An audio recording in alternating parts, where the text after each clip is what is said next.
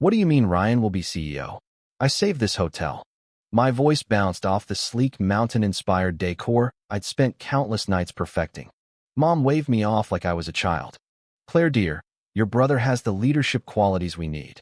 You're just too caught up in details. Then Ryan walked in, hands in pockets, that infuriating smirk plastered across his face. Don't sweat it, sis. Someone's got to handle the boring stuff while I focus on the big picture. At 52, I never imagined battling for recognition in my family's business. After crushing it for 20 years managing luxury hotels in Chicago, I'd given up everything to rescue our failing family resort. The kicker? I was the only Anderson with actual hospitality experience. My younger brother Ryan? He'd never kept a job longer than 10 months.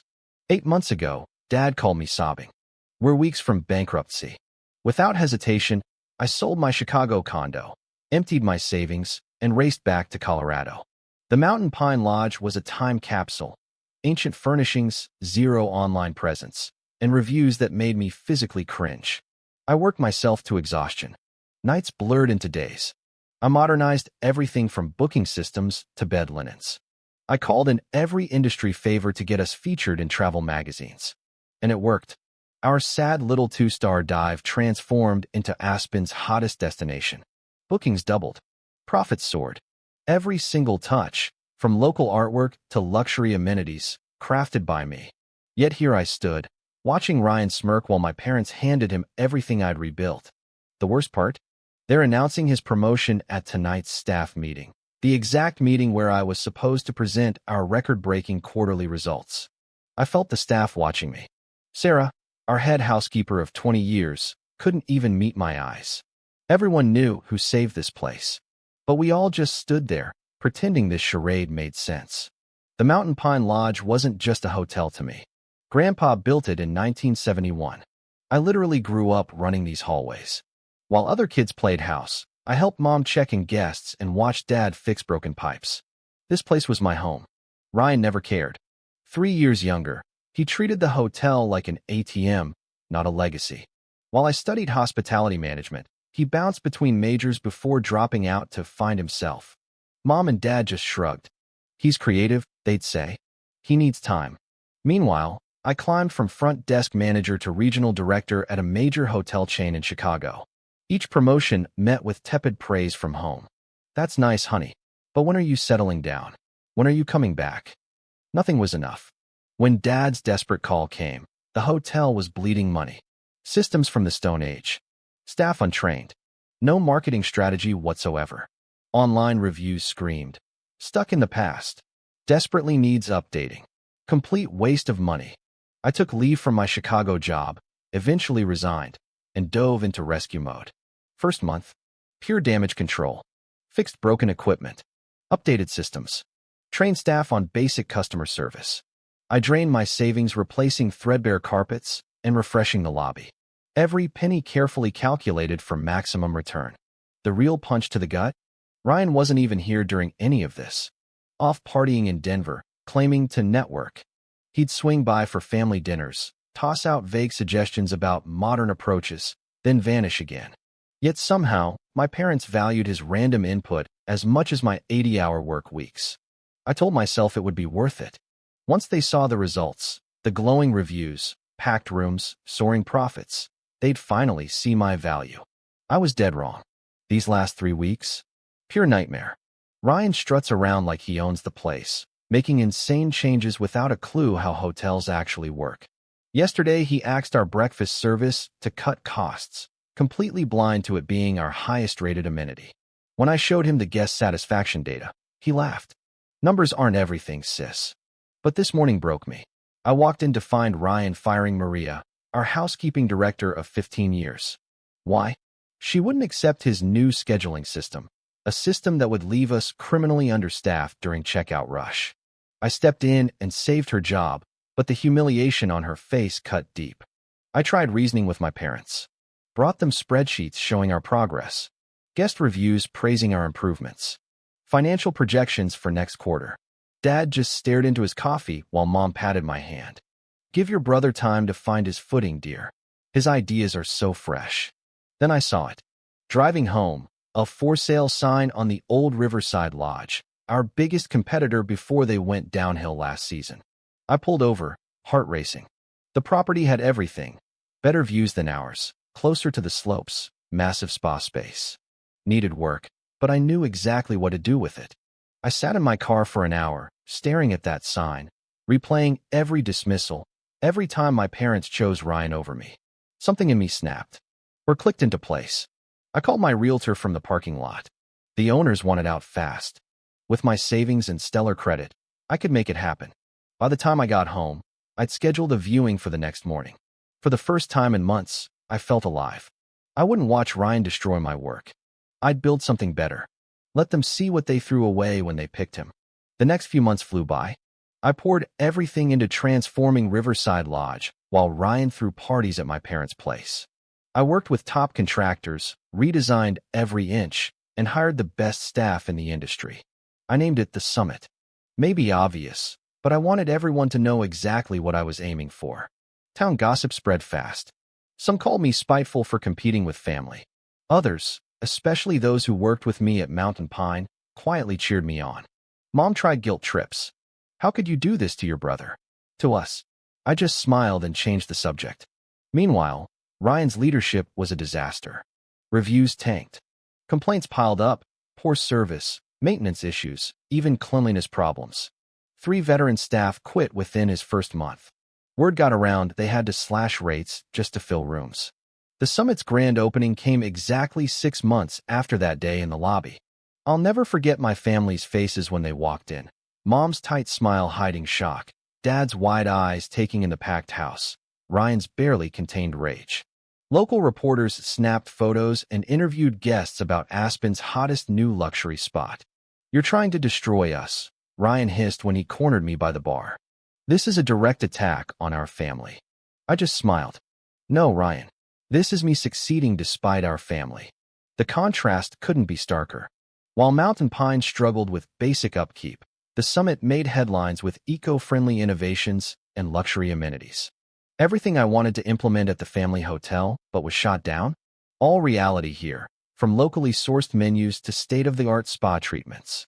Success brought new battles. Competitors copied our booking system. Mom's friends whispered about me, tearing the family apart.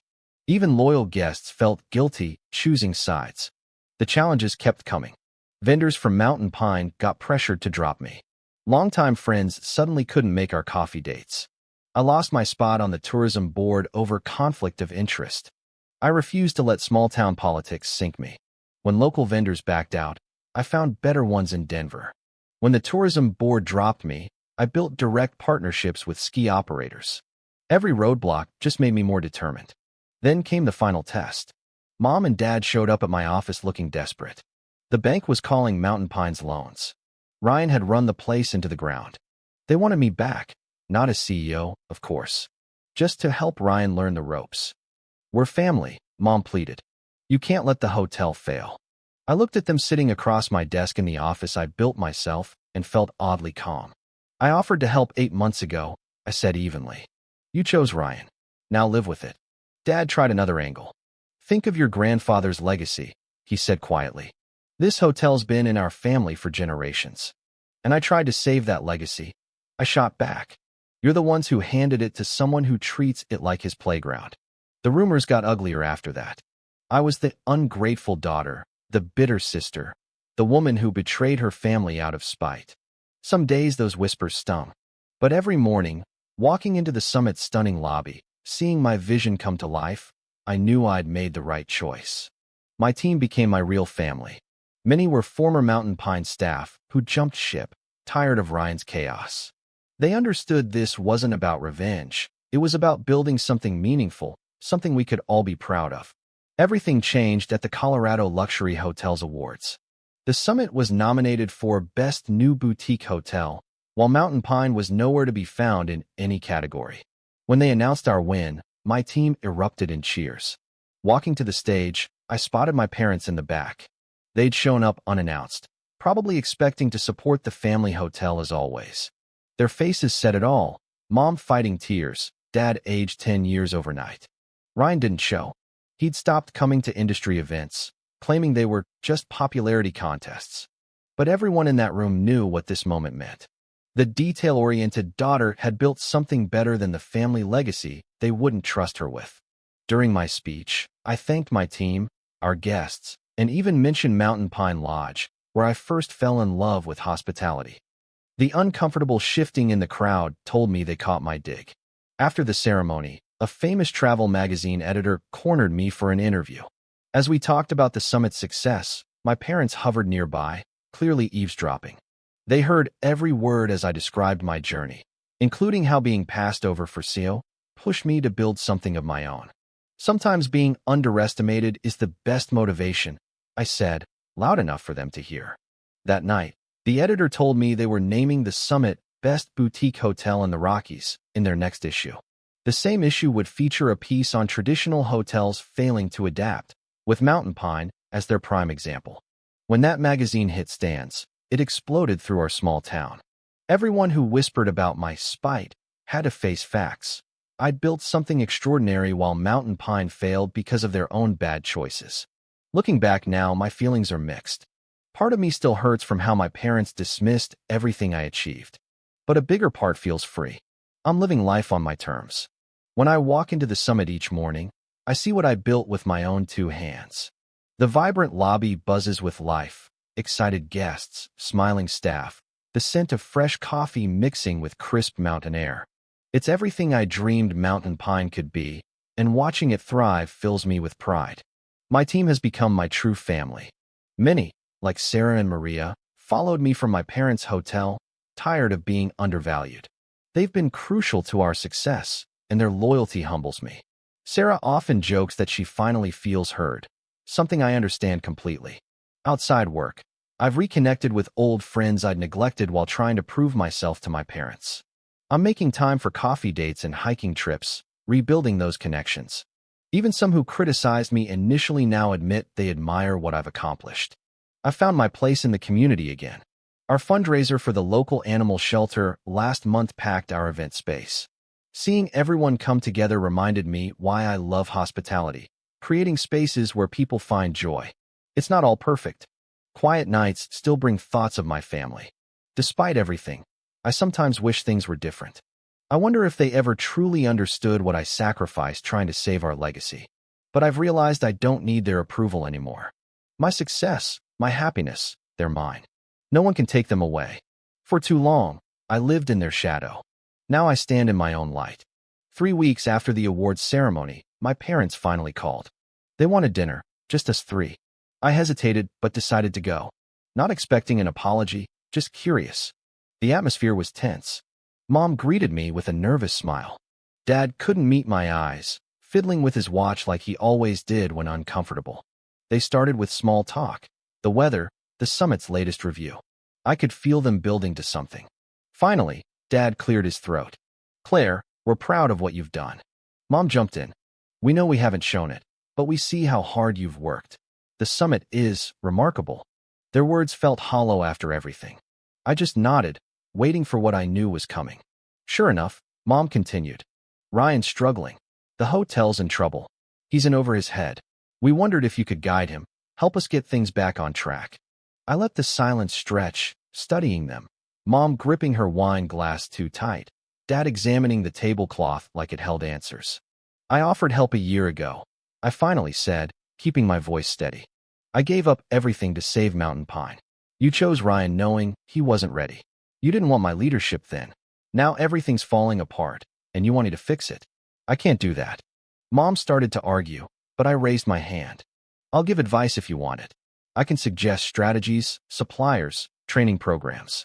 But I'm not coming back to clean up Ryan's mess. That's not my job anymore. They had no response. Dad muttered something about understanding, disappointment etched on his face. Mom looked ready to push, but for once held back. Driving home that night, I felt lighter than I had in years. Setting those boundaries wasn't easy, but it was necessary. I wasn't bending over backward for my parents or fixing Ryan's mistakes. I was choosing myself. In the weeks that followed, I noticed changes in how I carried myself. Saying no to my parents gave me strength to set boundaries elsewhere too. I stopped over-explaining my decisions. I let go of relationships that drained me, focusing on ones that brought joy. The summit hit new heights, highest occupancy in the region, other boutique hotels asking for consulting advice. Mountain Pine continued struggling, though I heard they finally hired a professional consultant. Ryan and I barely spoke. He never apologized. I no longer needed him to. His bitterness was his burden, not mine.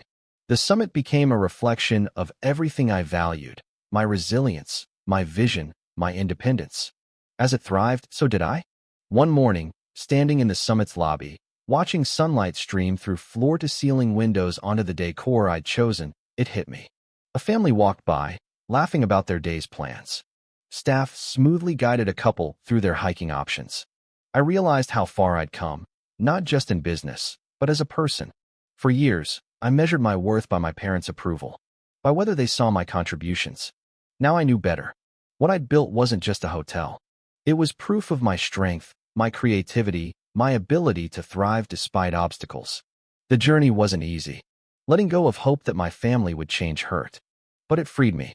I no longer felt chained to their expectations or dismissals. I felt proud of my creation, my team, my life. I wasn't just surviving. I was soaring. At the Regional Hospitality Awards, the room buzzed with energy, industry leaders, journalists, hotel owners from across the state. As they announced nominations for Boutique Hotel of the Year, I spotted my parents in the back row. Their faces gave nothing away, but I felt the weight of the moment. When they called the summit as winner, the room erupted. My team cheered as I walked to the stage, heart pounding. Accepting the award, I glanced at my parents. Dad gave a small nod. Mom's eyes glistened. Not an apology, but recognition, something I'd stopped expecting but still valued. After the ceremony, I celebrated with my team. My parents didn't approach me. I didn't go to them. This moment belonged to the people who helped build it. I felt truly free. Free from needing their approval. Free from the shadow of their choices. Success wasn't about proving them wrong anymore. It was about proving to myself that I was capable, deserving, enough. Raising a glass with my team that night, I finally found peace.